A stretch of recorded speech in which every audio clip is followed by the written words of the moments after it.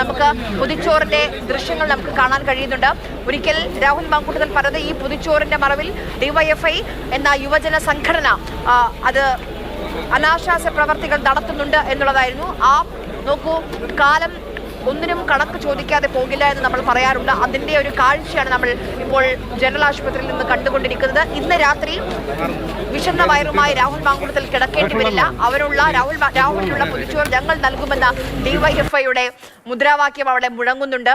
General ആശുപത്രിയിൽ നിന്നുള്ള കാഴ്ചകളാണ് നമ്മൾ ഈ കണ്ടുകൊണ്ടിരിക്കുന്നത്. രാഹുൽ മാങ്കൂട്ടത്തിന് കഴിക്കാനുള്ള പുതുച്ചോറുമായി ഡിവൈഎഫ്ഐ രാഹുലിനെ കാത്തിരിക്കുകയാണ്. പ്രതിഷേധവുമായി യുവമോർച്ച മറുഭാഗത്ത് നിൽക്കുന്നുണ്ട്. പോലീസ് വിന്യാസം ശക്തമാണെങ്കിലും രാഹുലിനെ പുറത്തേക്ക് ഇറക്കാൻ ഇതുവരെ അന്വേഷണ സംഘത്തിന് കഴിഞ്ഞിട്ടില്ല. വൈദ്യപരിശോധന പൂർത്തിയായിട്ടുണ്ട്, പക്ഷേ രാഹുലിനെ പുറത്തേക്ക് ഇറക്കാൻ കഴിഞ്ഞിട്ടില്ല. ഇവിടെ നിന്ന് പുറത്തേക്ക് ഇറക്കിയിട്ട് വേണം മജിസ്ട്രേറ്റ് മുന്നിലേക്ക് കൊണ്ടുപോകാൻ. ആശുപത്രിയുടെ 2 ഗേറ്റുകളും ഇപ്പോൾ പ്രവർത്തകർ വളഞ്ഞിരിക്കുകയാണ്. രാഹുലിനെ പുറത്തേക്ക് ഇറക്കാനുള്ള അവസാന വട്ട ശ്രമത്തിലാണ് ഇപ്പോൾ പോലീസ് ഉള്ളത്. കണ്ണനിലേക്ക് പോകാം. കണ്ണൻ, എന്താണ് ഇപ്പോൾ അവിടെ നടക്കുന്നത്?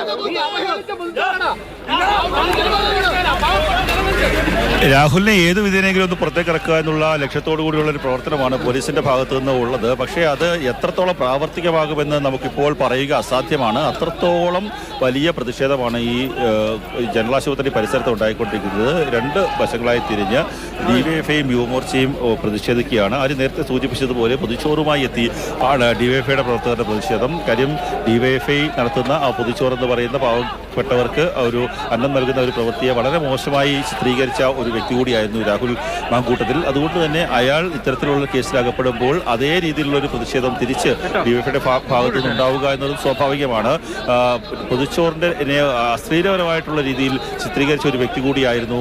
രാഷ്ട്രീയപരമായി വലിയ തർക്കങ്ങൾ ഉണ്ടായപ്പോഴും അത്തരത്തിലുള്ള ഒരു മോശം പരാമർശം നടത്തിയതാണ് ഏറ്റവും കൂടുതൽ ഡിവൈഎഫ്ഐ പ്രവർത്തകരെ പ്രശ്നത്തിലാക്കിയത്. അതുകൊണ്ട് തന്നെയാണ് അവർ ഇത്തരത്തിലൊരു പ്രതിഷേധത്തിലേക്ക് കാര്യങ്ങൾ പോകുന്നത്. രാഹുൽ മാങ്കൂട്ടത്തിന്റെ വൈദ്യപരിശോധന അടക്കമുള്ള കാര്യങ്ങളെല്ലാം തന്നെ പൂർത്തിയായിട്ടുണ്ട്. ലൈംഗിക ശേഷി പരിശോധന അടക്കമുള്ളവ ഇവിടെ പൂർത്തിയായി. അതിനുശേഷമാണ് ഇപ്പോൾ നേരെ ജഡ്ജിയുടെ അടുത്തേക്ക് മജിസ്ട്രേറ്റിന്റെ അടുത്തേക്ക് കൊണ്ടുപോകാനുള്ള നീക്കമുള്ളത്. പക്ഷേ ഒരല്പം സ്ഥലം കിട്ടിയാൽ മാത്രമാണ് ഈ രാഹുലിനെ അകത്തേക്ക് കയറ്റാൻ, ജീപ്പിനകത്തേക്ക് ഒന്ന് കയറ്റിയാൽ മാത്രമേ വാഹനം മുന്നോട്ട് എടുക്കാൻ സാധിക്കുകയുള്ളൂ. പക്ഷേ അതിനുള്ള ഒരു സമയം അല്ലെങ്കിൽ അതിനുള്ള ഒരു ക്രമീകരണം കിട്ടുന്നില്ല. അതിനുള്ള സ്ഥലപരിമിതി വളരെ കൂടുതലാണ് എന്നുള്ളതാണ് നമുക്ക് മനസ്സിലാക്കുവാൻ സാധിക്കുന്നത്. എന്തായാലും ഏത് വിധേനയും പ്രവർത്തകരെ മാറ്റി രാഹുലിനെ അവരുടെ മജിസ്ട്രേറ്റിന്റെ വീട്ടിലേക്ക് എത്തിക്കുക എന്നുള്ള ഒരു നീക്കമാണ് ഇപ്പോൾ പോലീസ് നടത്തുന്നത്. വിവിധ തരത്തിലുള്ള വകുപ്പുകൾ, അതായത് ബലാത്സംഗം, അതുപോലെ തന്നെ ഭീഷണിപ്പെടുത്തൽ അടക്കം, ഈ ഭ്രൂണഹത്യ അടക്കമുള്ള വിവിധ വകുപ്പുകൾ ഇയാൾക്ക് മേൽ ചുമത്തിയിട്ടുണ്ട്. അതുകൊണ്ട് തന്നെ അതിന്റെ ആ വകുപ്പുകളെല്ലാം